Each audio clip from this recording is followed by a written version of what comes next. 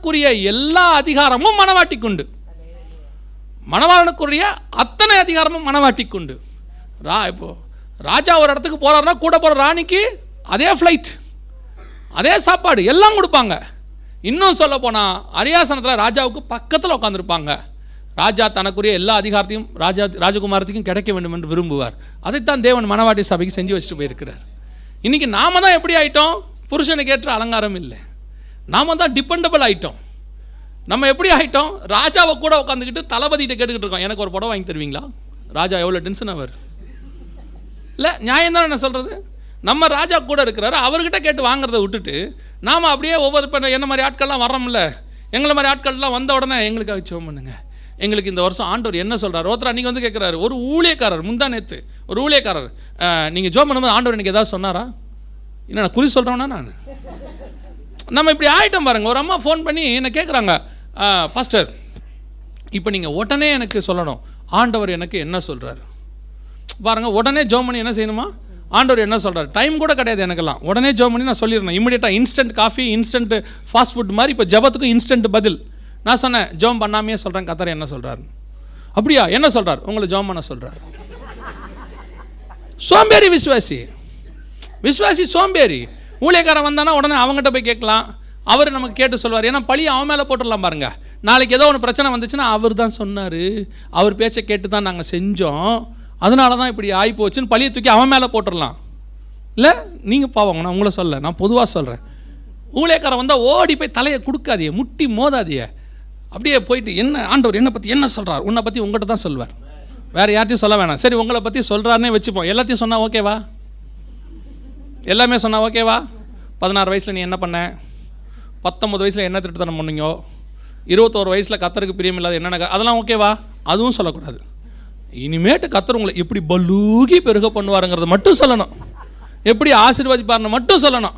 ஆனால் உங்களுடைய குறைகள் எதுவுமே என்ன செய்யக்கூடாது, சொல்லக்கூடாது. அப்போ நீங்கள் என்ன பண்ணுறீங்க?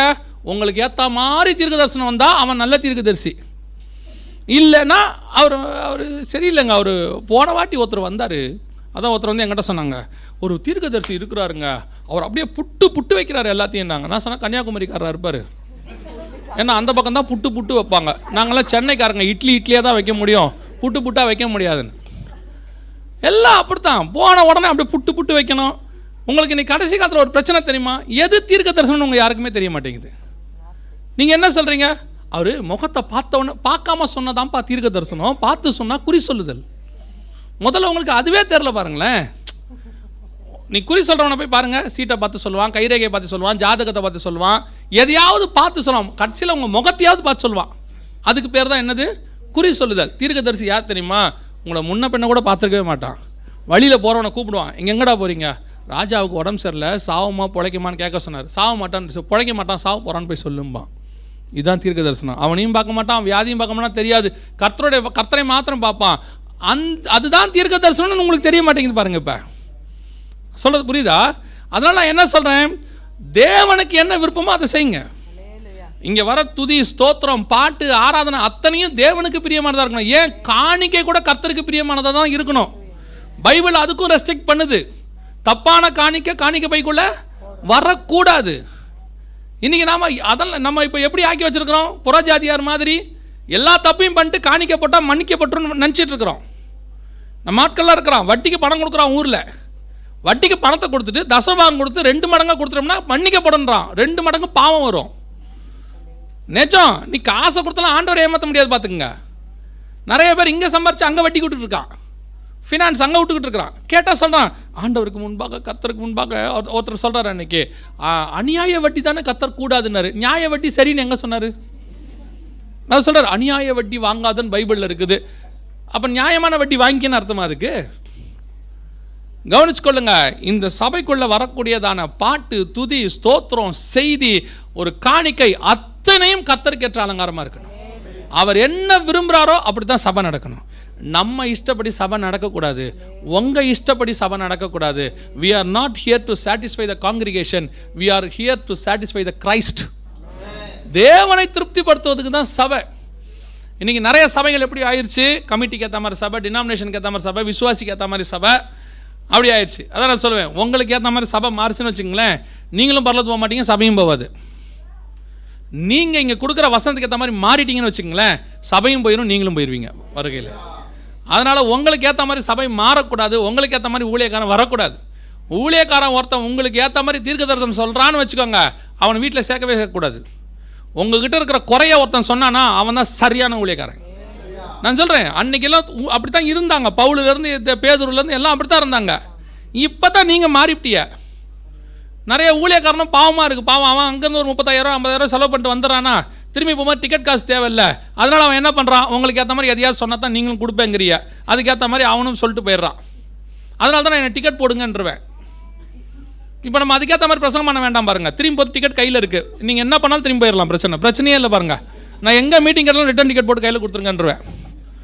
எதுக்கு? ஏன்னா விட்டுருவாங்க சில நேரத்தில் கோவத்தில். நடந்திருக்கு, நடக்காமலாம் கிடையாது.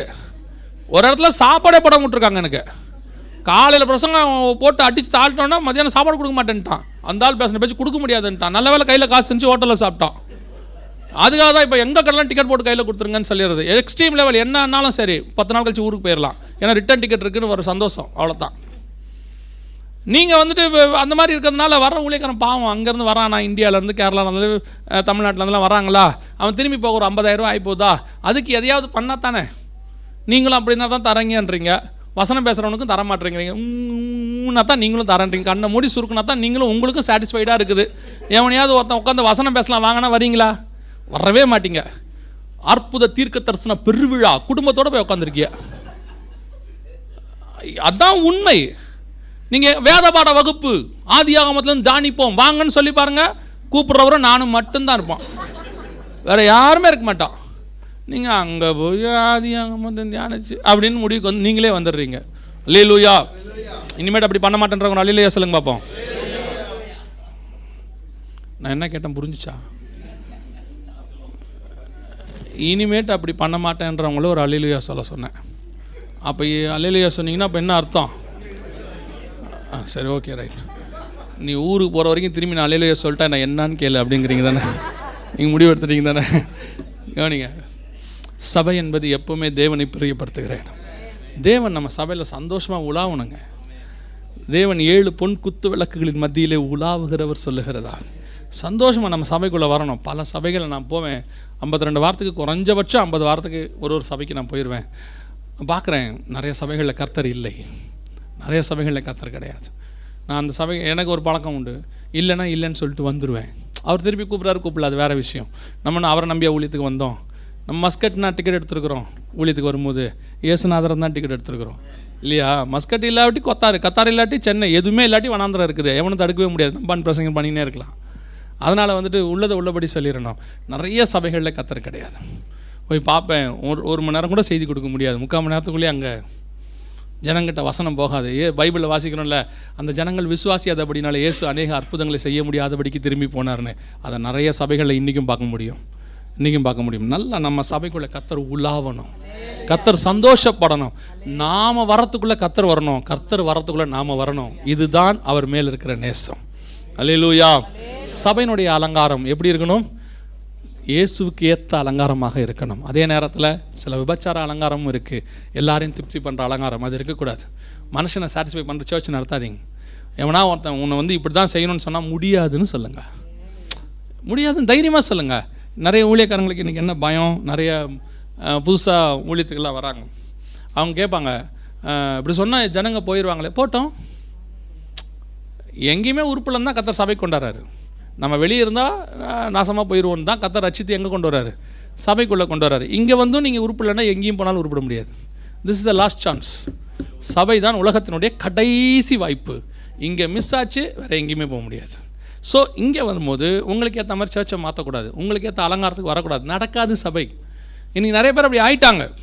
விசுவாசிகளுக்கு ஏற்ற மாதிரி பிரசங்கம் பண்ணி ஆட்டம் பாடி அவங்களுக்கு சாட்டிஸ்ஃபை பண்ணி. போன ஒரு பாஸ்டர்ஸ் மீட்டில் சொன்னேன், எனக்கு ஓப்பனிங் ப்ரேயர் கொடுக்கல, எனக்கு லாஸ்ட்டு ப்ரேயர் கொடுக்கல, எனக்கு ஆத்மாவை கத்தரை சோறு கொடுக்கலன்னா என்ன? கொடுக்கலன்னா என்ன? இப்போ நம்ம ஆத்மாவை கத்தரை சோத்திரி சொன்னதுனால ஒரு 1000 பேர் ஓடி வந்து ஆண்டவர் மாதிரியே ரட்சிக்கப்பட என்ன செய்யணும்னு கேட்டானா நியாயம். ஏன்னா நம்மளோட ஜபம் அவ்வளோ பவர்ஃபுல்லாக இருந்தால் பரவாயில்ல. சிலருக்குலாம் எனக்கு ஒரு ஜபம் கூட கொடுக்கல, உன் ஜபத்தில் ஒரு அசை வந்தால் சொல்லுப்பா, கொடுக்கலாம். நீ ஜபம் பண்ணுறது உனக்கும் புரிய மாட்டேது, எனக்கும் புரிய மாட்டேங்குது. ஒரு சாட்டிஸ்ஃபேக்ஷன். எல்லாரும் பார்ட்டிசிபேட் பண்ணணும், எல்லாருக்கும் ஜபம் கொடுக்கணும். கொடுக்கறது தப்பு கிடையாது, அது மரியாதை. கொடுக்காட்டி கோச்சிக்கப்படாது. நான் சொல்கிறது புரியுதா? Everybody have the participation in the church. எல்லாருமே டேக் பார்ட், அதில் எந்த குற்றமும் இல்லை. ஒருவேளை கிடைக்கலையா, எல்லாருக்கும் தேங்க்ஸ் சொன்னாங்க, என் பேரை விட்டாங்க, இப்போ என்ன, இப்போ உன் பேர் ஜீவ புஸ்தகத்தில் இருந்தால் போதாது? இங்கே விட்டாச்சுன்னா என்ன, ஒரு நாள் விட்டுட்டாங்க, விட்டு போனால் என்ன, நான் அடுத்த வாரத்தில் சர்ச்சுக்கு வரமாட்டேன். ஏன், போன வாரம் எல்லாருக்கும் தேங்க்ஸ் சொன்னீங்க, என் பேரை சொல்ல, இப்போ உன் பேர், உன் தேங்க்ஸை சொன்ன உடனே மஸ்கட்டில் உனக்கு 3% டேக்ஸ் குறைச்சானா நியாயம். உன் பேரை சொன்ன உடனே 2% ஏற்றிடுறான். இன்றைக்கி நம்ம எல்லாம் அதை தான் சொல்கிறோம். எனக்கு என் பேரை நீங்கள் சொல்லாமல் விட்டுட்டீங்களே, என்னை ஒரு தடவை கூட கூப்பிடலையே, முன்னாடி கூப்பிட்டு மாலை போடலையே, நீ படு போடுவோம். நிறைய பேருக்கு என்னை கூப்பிட்டு முன்னாடி வந்து ஒரு மரியாதை செலுத்தலாம். அதெல்லாம் எதுக்கு? நான் பல இடத்துல சொல்கிறேன், இந்த முன்னாடி கூப்பிட்டு பொன்னாடை போத்துறது, மாலை போடுறது, இதெல்லாம் உலகத்தாந்து, அதெல்லாம் நிறுத்துங்க முதல்ல. சபை என்பது தேவனுக்கு மட்டுமே கனம். எவ்வளோ சொன்னாலும் சிலர்லாம் கேட்கவே மாட்டேங்கிறேன். நானும் சொல்கிறேன், சிலர்லாம் கூப்பிட்டா எங்கள் ஆசைக்கு போன, உன் ஆசைக்கு போகிற ஏசுநாதர் கோச்சிக்கிறாரு. புல்பிட்டில் நிற்க வச்சு ஆளுக்கு பொன்னாடை போத்தி, அதை போட்டு இதை போட்டு. there is no other way, one and only God. அவருக்கு மட்டுமே இங்கே மரியாதை, கனம் எல்லாமே. அதில் தேவன் நமக்கு தராரா, அக்செப்ட் பண்ணிக்கங்க. தரலையா விட்டுருங்க. நான் சொல்கிறது புரியுதா? எந்த ஒரு அங்கே அன்றைக்கி உங்களுக்கு ஒரு பார்ட்டிசிபேட் இல்லை, உங்களை மறந்துட்டாங்களா, பரவாயில்ல, அதெல்லாம் ஒன்றும் கெட்டு போகிறது கிடையாது. உங்களை யார் கனப்படுத்துகிறாங்களோ இல்லையோ, உங்கள் தாழ்மைக்கு ஒரு நாள் கர்த்தர் உங்களை கண்டிப்பாக கனப்படுத்துவார். Just wait in the gods food, அவ்வளோதான். இதில் நீ பெரியவன் நான் பெரியவன் ஈகோவே இருக்கவே கூடாது. அல்லேலூயா. இது ரெண்டாவது. இன்னும் ஒரே ஒரு காரியம் இருக்குது, நான் சொல்லிட்டு முடிக்கிறேன். வாசிங்க 21ஆம் அதிகாரம் 27வது வசனம் வாசிங்க. தீட்டுள்ளதும் வெளிப்படுத்தின விசேஷம் அவங்க வாசிக்கிறது கரெக்ட் தான். வாசிங்க. தீட்டுள்ளதும் அருவருப்பையும் பொய்யையும் நடப்பிக்கிறதும் ஆகிய ஒன்றும் அதில் பிரவேசிப்பதில்லை. ஆட்டுக்குட்டியானவரின் ஜீவ புஸ்தகத்தில் எழுதப்பட்டவர்கள் மாத்திரம் அதில் பிரவேசிப்பார்.